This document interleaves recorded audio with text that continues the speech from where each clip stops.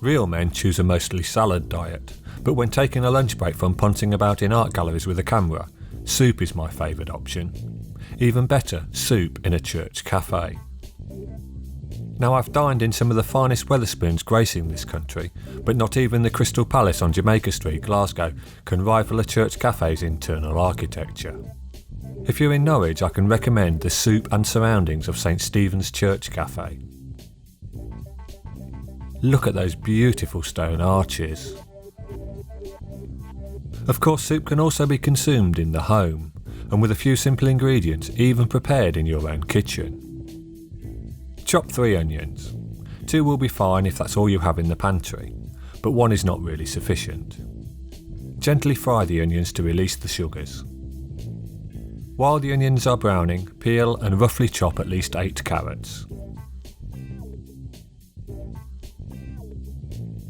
Place the peeled and chopped carrots into a slow cooker.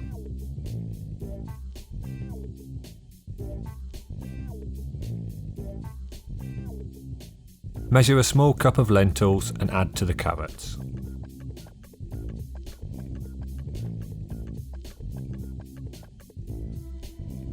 Crush 3 garlic cloves, or an amount to taste, and when the onions have become translucent, stir in the garlic and fry for a few minutes, then transfer to the slow cooker.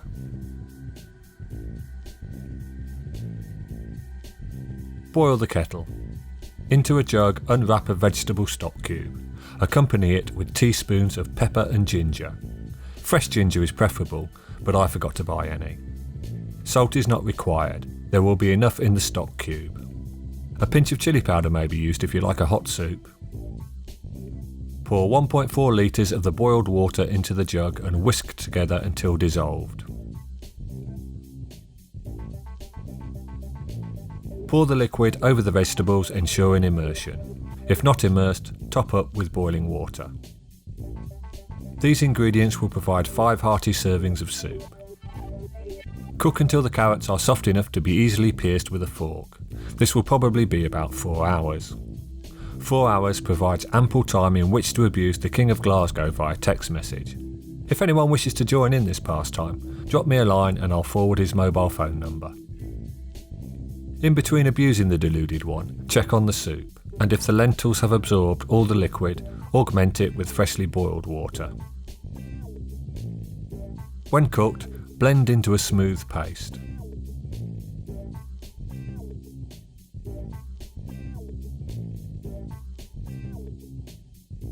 Unlike my rubbish Russell Hobbs hand mixer, I've been very pleased with the Braun hand blender.